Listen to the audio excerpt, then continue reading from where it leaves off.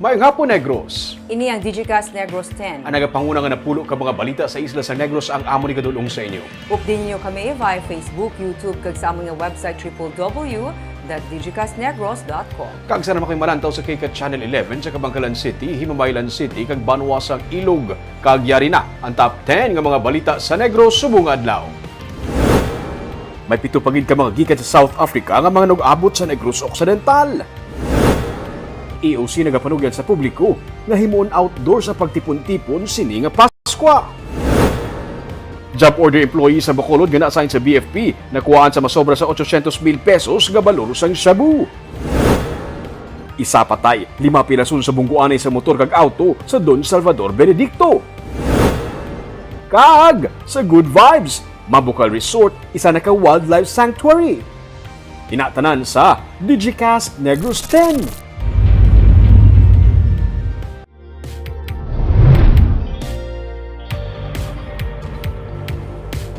Sa number 10, hustisya para sa mga biktima sang extrajudicial killings kag pagpabaskog sang kampanya kontra sa culture of violence ang panawagan sa mga progresibo nga grupo sa pagdumdum sang International Human Rights Day. Sa 76 ka mga ginakabig biktima sang extrajudicial killing sa isla sang Negros, wala pa bisan isa ang nahatagan sang kasulbaran suno kay Pete Pico, ang acting chairman sang bagong alyansang Makabayan. Gani sa pagsaulog sang 72nd commemoration of International Human Rights Day sa Disyembre 10, isa ka rally ang natalana nga pagabuylugan sang katapos ng simbahan kag iban pa nga progresibo nga grupo para ipanawagan ang paglabot sang hustisya sa mga nalisdan sang biktima sang extrajudicial killings. Ginsiling man ni RJ Ledesma, ang spokesperson sang Kabataan Party List Negros, nga upod sa ilang nga panawagan ang pagpabaskog sang kampanya batok sa culture of violence sa idalom sang Duterte administration. Upod sa mga panawagan sang grupo, ang pag-abolish sang National Task Force to End Local Communist Armed Conflict agud magamit ang pondo sini para sa pandemic response kag pagpauntat sang crackdown kag red tagging sa ilang nga mga katapo.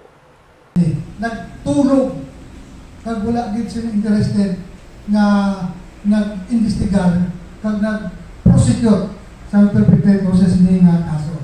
As a matter of fact, ako dutay na lang kung tali na dalasaman sa labat sa isa ka sa barangay 32. Nagdiniruhay dito sa atubahan Changi ko, mahala kugwa. Ang delikado gani nga nagapati sila kasi ang okay lang na kaya bad Duterte deserving man mga drug addicts na mapatay, deserving man kay mga terorista sila. So amo na no dapat makasan ta na gito ang regime ni Duterte.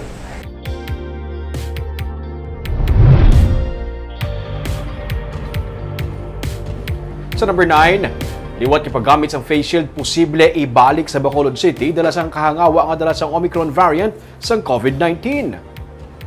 Ini patiyon agud ihaboy sa basurahan ang mga face shield nga sadto anay mandatory nga ginapasuksok sang Interagency Task Force sa mga pampubliko nga lugar agud mas mapunggan ang paglaptas ng COVID-19. Sunod sa kay ang Executive Director sang Emergency Operations Center, ginarecommend sa Department of Health ang pagsuksok sang face shield tugaman sang kahangawa nga dala sang Omicron variant. Bisan ang mga doktor ang nagapati nga dako mabulig sang face shield upod sa pagsuksok sang face mask para doble man ang pagpangapin sa kaugalingon batok sa COVID-19 infection. Sandig sa pagsulundan sang IATF, voluntaryo lamang ang paggamit sang face shield sa mga lugar nga napaidalom sa Alert Level 1 tub Alert Level 3. Magadepende naman sa local government unit ang desisyon nga ibalik ang mandatory use of face shield sa idalom sang Alert Level 4. Kinahanglan naman magsuksok sang face shield sa mga lugar nga napaidalom sa Alert Level 5, ilabi na sa area nga yara sa granular lockdown, mga health facility, kag quarantine facilities. Of health nga because of the threat of the new variant, ang Omicron, gina-recommend Manila nga magamit sang face shield kung ara ka sa damo tawo nga enclosed ang lugar kag may tendency sang close contacts, mas mayo gid nga naga-face shield. Although ang sabat sang World Health Organization hindi pa man tiyempo nga ibalik ang mandatory nga paggamit sang face shield.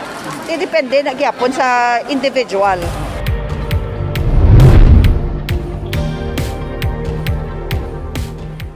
Sa number 8, may mga turista na nga nagasulod sa Negros Occidental humalin sang gindugangan ang flights padulong sa probinsya.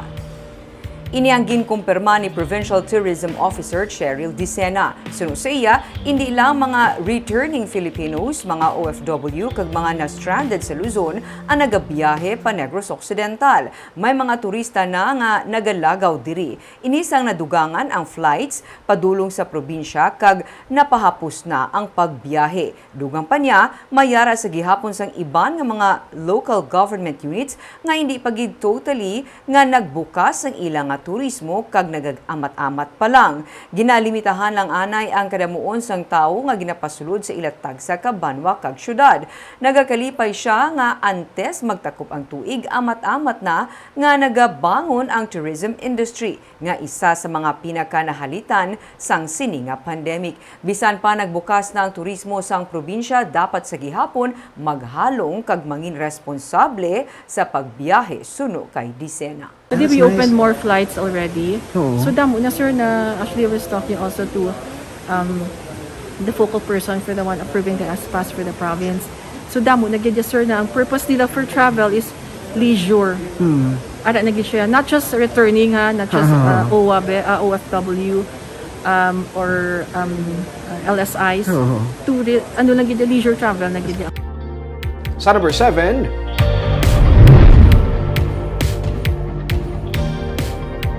sa Banwasang Kandoni, inmate na kapalagyo gikan sa detention cell nadakpan liwat.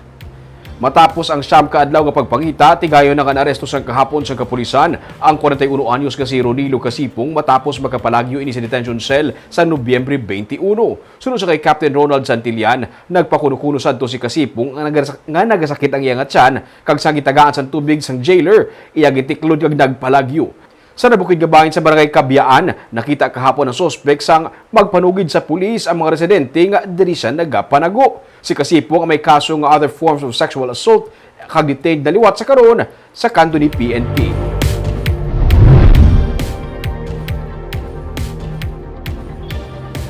Sa number 6, nalakip sa gina-monitor karon sa ginapaabot nga eleksyon ang presensya sa private armed groups sa Negros.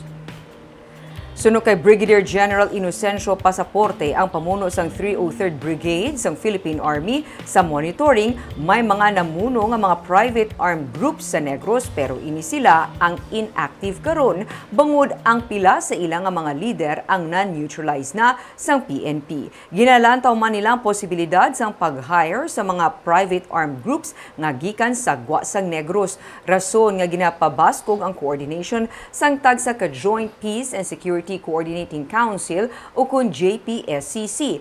Agud tumadasig ang pag-monitor sa mga private armed groups bisan sagwa sang probinsya. Suno kay Pasaporte, bilang pagpanghanda sa eleksyon, nagasugod na ang regular nila nga pagsapol. May nagapabilin man nga threat gikan sa rebelding New People's Army sa mga nabukid nga bahin sang Negros, pero hindi na kasubong kabaskog sa nagliligad suno sa iya. Wala man sa karon sang na-monitor nga extortion activities kag liwat nga nagapahanumdum ang army nga hindi maghatag bangod sarang makasuhan ang sinuman nga nagasuporta sa rebelding grupo, labi na nga nadeklara na ang NPA nga terrorist group. Ang natanaw lang namon sa kung mag-employ sila ka private armed group is basic coming from other areas na hindi taga dire. Bala naman nato ng pattern na. Nakita naman nato na mag-import na sila para hindi nato mabalaan sa lokal. So ang dire nga group dito naman sa other areas, mga possibility.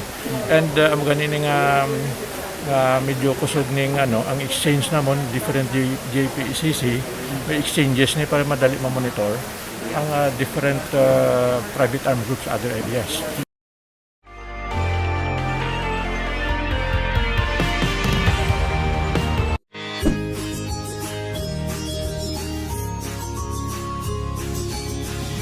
Hello, ako si Billy Crawford. Bakunado ako.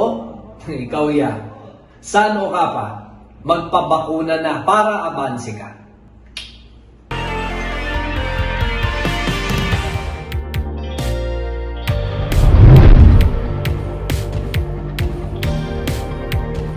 Sa number 5, job orders ang syudad sa Bacolod kag iya nga kaupod nakuhaan sa masobra sa 800,000 pesos nga balor sang shabu. Arestado sa bypass operation sa Purok, Cabulacan 1, Barangay Singkang Airport kagabi ang 30 anyos nga si Bryle Ramos nga job order sa Bacolod kag na-assign sa Bureau of Fire Protection matapos ini makuhaan sang 120 gramos nga suspected shabu. Upod nga naresto sa ang yasini nga upod sa balay nga si Anthony Morcilla. Kinabulubanta nagabalor sang 816,800 pesos ang nakuha nga shabu sa duha ka suspek nga lunsay high value individual. Sunod sa CDEU, ang subject nga si Ramos ang sadto na nga nadakop may kaangtanan sa illegal nga droga kag siya ang liwat nga na-monitor sa kapulisan nga nagaduso siyang shabu. Kaso nga paglapas sa RA 9165 ang ila atubangon.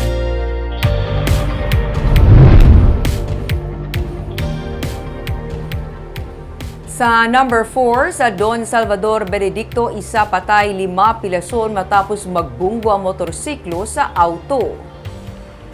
Nakuhaan pa sang CCTV video ang pagbunggo sa motorsiklo sa isa ka AWTO sang Lunes sa highway sa Barangay Bunga, Banwa sang Don Salvador Benedicto kung sa diin isa ang napatay kag 5 ang napilasan. Ang napatay amo ang nagadala sa motorsiklo nga si Andy Karanay. Sa investigasyon sang PNP, ang motorsiklo ang nag-overtake sa iya ginasundan man nga motor. Naalang-alang ini kag naglapaw sa lane sa nagasugata nga AWTO. Iya inirekta nga nabungguan gani dead on the spot si Karanay. Pilaso naman ang driver sang AWTO pati na ang 4 sini kasakay, lakip ng menor de edad sang ini magrekta sa talamnan matapos ang pagbunggo.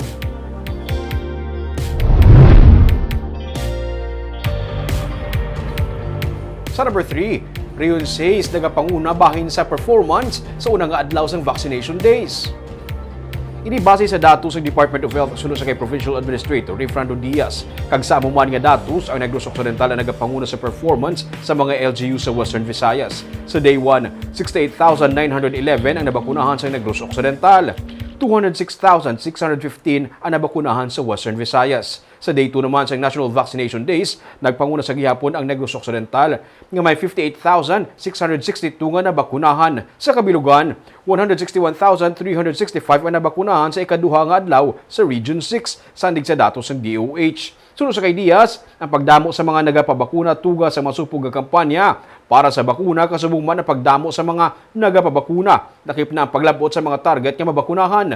May epekto man diri ang mando sa National IATF para sa mandatory vaccine sa mga nagatrabaho on-site. Pero sunod sa kay Diaz, nagapabilin ang pagpabakuna nga voluntary. Problem sa vaccination ta gin-address na before the 3-day national vaccination days. So gintawgan ta to pag padalaan sang mga vaccination team ta and they are responding well. So gabatak gid kita. That's why number 3 gani ang Region 6 throughout the whole country in terms of performance sa aton nga 3-day national vaccination day. So dugangan pag isang resulta today, pagkahapon, I'm sure we will get good results. Sa number 2, Emergency Operations Center nagapahanumdum sa publiko nga himuon nga outdoors kag para lamang sa mga fully vaccinated individuals ang pagtipon-tipon sini nga bulan sang Paskwa sa pihakman sang pandemic. May report si Nico Delfin. Tradisyonal mga pagtililipon kada bulan sang Paskwa. Pero bangod sa nagapabilin nga COVID-19 pandemic, dugang pa ang kahangawa nga dala sang Omicron variant nagapanugyan sa MAng.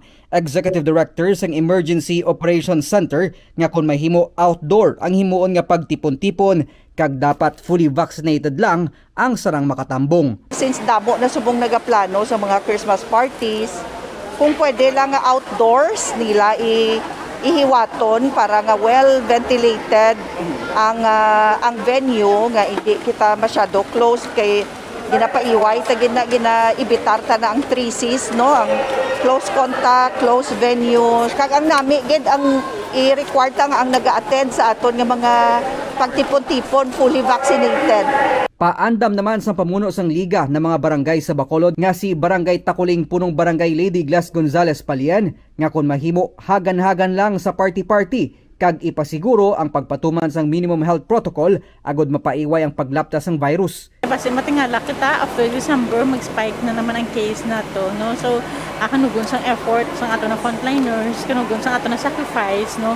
So ano lang nang responsible kag party at risk lang kita. Ginpangabay naman ni Gonzales Palyan sa mga katapos ang barangay Tanod ukod sa task force disiplina ang strikto nga pagpatuman sang curfew agud mapaiway ang paglambiyong ilabi na sa mga kabataan nga magapangaruling kun gabi. So, ang caroling, we can do caroling online, no? Talang innovate, talang subong. Sa idalom sa ginpalawig nga alert level 2 status, wala na ginadumilian bisan ang mga kabataan nga magwa sa ila puluyan. Pero ginahaylos ang katapos ang Emergency Operation Center ang mga ginikanan nga kung mahimo, hindi na pagtugutan ang mga magagmay nga kabataan nga magwa kung hindi man lang ginakinahanglan. Ginapabasog man sang EOC ang pediatric vaccination program agud mas mapangapinan ang mga nag-edad 12 tubtob 17 anyos batok sa epekto sang virus. Nico Delfin para sa Digicast Negros. Kaag sa numero 1 sa mga balita, subong nga adlaw.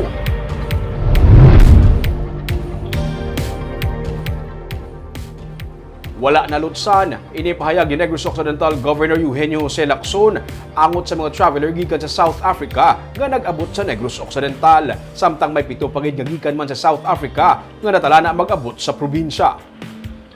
Sunod sa kay Provincial Administrator Refrando Diaz, nakabaton sila sang abiso gikan sa Bureau of Quarantine nga may 7 ka mga nag-inabot gikan sa South Africa nga ang destinasyon Negros Occidental. Sa karon ini sila ang ginamonitor sa BOQ sa National Capital Region. Hindi pa mapatod kung ini sila mga returning overseas Filipinos, OFW o kung mga dumuluong suno sa kay Diaz. Ang BOQ ang naghahatag sa clearance sa sininga mga traveler kung pwede na sila makabiyahe padulong sa ilang mga destinasyon kasunod sa compliance nila sa quarantine kag iban pa nga health protocols. Samtang ang damlag pa 4 ka mga gikan sa South Africa nga yara na sa probinsya ang natala na nga magpaidalom sa swab test kag buwas ka adlaw ginapaabot ang test result. 3 sa 4 mga expatriate kag consultants ang isa ka kumbuyahan, ang isa naman returning overseas Filipino. Sila naka-home quarantine sa tagsa ka mga LGU suno sa kay Diaz nga naka-lockdown. Ang mga expatriate ang wala ginbaton sa hotel sa Bacolod para kuntani i-quarantine base sa abiso sang City Health Office. Sunod sa kay Dr. Edwin Miraflor Jr., ang OIC sang City Health Office sa Bacolod, ginabisuhan sila sang facility quarantine agud malikawan ang risgo sa paglaptas ng infection in kaso nga magpositibo sila sa virus. Baka bigman nga discriminating ini sunod sa kay Diaz. Yara na sa kumbuyahan ang desisyon bahin diri. We were not nalunsan. You must remember they came from South Africa. Right. They have to enter Manila first before us. And they were accepted by the Bureau of Quarantine because last week, green country pang South Africa. When they applied for an S-Pass for the province naman, their address is already Makati. Okay? But then again, when they applied, that was again last week, South Africa was still green country. It was only over the weekend, last Saturday, that we became concerned. I think there are about 7 more ang halin sa South Africa. Ari na di. YD. Ang 4 lang gid ang nag-abot diri. So we just hope na wala ni sila may ginadala nga virus nga Omicron, and we hope that we are still safe, no? Pero ara siya sa list of arrivals from South Africa nga ara subong na monitor sa Bureau of Quarantine sa NCR. Ano na sila are returning? Hindi ko kabalo sang iban kay, but I have the list here, no? Basta ginabantayan natin sila. Sa Good Vibes, Mambucal Resort ang ginhimo ng wildlife sanctuary. Ini matapos temporaryo nga nagbiya ang mga bats o kun kabug sa sininga bat sanctuary. Samtang may pila naman ka mga pagbago nga ginpatuman sa liwat nga pagbukas sini sa publiko. May report si Romeo Subaldo. Halin sa Mambucal Resort sa karon ginhingadlan na nga Mambucal Resort and Wildlife Sanctuary ang ini nga tourist destination nga ginadumala sa probinsya sa Barangay Binuyan sa Murcia. Isa ka executive order ang ginpirmahan sa gobernador para diri. Gigakibot sa manager sa Mambucal kag Provincial Tourism Officer sa Negros Occidental nga si Cheryl Dicena nga hinali na lang nga nadula ang mga bats o kon mga kabug nga nagatinir diri. Amukon nga ilaging tun-an kag gidesisyonan nga himuon ang resort bilang wildlife sanctuary para maproteksyonan ang mga bats pati na ang mga pispis nga naga-istar diri. The fact that the bats were no longer in the resort was a cause for alarm for us. And we started to get the advice from the Philbiodiversity Foundation, headed by Dr. Lisa Paguntalan. And then, so they came over, and then the Philbio group gave their assessment and then recommendations as to how we can get the bats to come back. Sumugod sa nagligad nga bulan, amat-amat nga nagbalik ang mga bats sa Mambukal nga kilala bilang Bat Sanctuary sa Pilipinas. Suno sa kay Negros Occidental Governor Eugenio C. Lacson, mga isa na kagatos katuig ang Mambukal. Ini ang kalantuan sa pamilya humalin pa sa 1970s. For the generation who grew up in the 70s and 80s, Mambukal is the classic and the go-to destination for family outings and celebrations. For the baby boomers and Generation X, Mambukal will always be a part of our nostalgic childhood and youth. Nangin healing center ini para sa mga COVID positive nga mga empleyado sa probinsya sa tiun sa pandemic kag nakapahuway man ang lugar gikan sa pagdagsa sa mga turista. Bilang isa na ka wildlife sanctuary, hindi na pwede makalibot sa resort ang mga salakyan. May designated lang ang mga lugar nga pwede maparkingan. December 7 sila magasugod sa pagbaton sa mga turista pero dapat nakapabook na nga daan in advance sa ilang opisina. Wala nagabaton sa walk-ins kay 50 lang katawo sa kada adlaw ang batunon. Sa subong kay wala pa sang kalanaan sa sulod, pwede makadala sang outside food. Mga fully vaccinated individuals lang ang batunon. Wala pa sang overnight, ginapreparar pa ang tanan ng mga facility antes ipagamit sa publiko ang mga filas. Para sa gobernador, ang pagbukas sa Mambukal patimaan sang amat-amat nga pagbangon sang turismo sang probinsya. We all know that Mambukal is like the symbol of our tourism. So by having this soft opening, we're saying that we're also opening up our tourism again here in Negros Occidental. Travel, respect, and enjoy. Ini ang pahanumdum sa provincial tourism officer sa publiko. Magbiyahe, respetuhon ang mga nagapuyo sa mga lugar nga ginakatuan kasubong sang kasapatan kag kakahuyan, kag mag-enjoy nga wala sang may ginahalitan. Para sa pagbalik kina sa Mambukal, do feeling ko do bring back siya liwat memories ang mga lugar sa palibot sa Mambukal. Kaya mo sa mga nakakatabo sa dito eh. Kami aming personally, suking gid kami sa Mambukal. Gagmay pa kami, pa Mambukal gid kami. Oo. Kag at least Barb after for more than a year no nga nag-exclusion sa public, at least subong liwat na siya masaksihan, makasulod na dito, makita liwat ko na ano ang itsura niya nga nakapahuway na siya. Oo. Kakaina lang ko ganiming kabalo nga ang bats kinahanglan dili yan linong, hindi mo siya pasuhan or anything. Oo, mo to nga nabulabog sila. At least subong ara na sila balik ang bats. We hope to preserve them.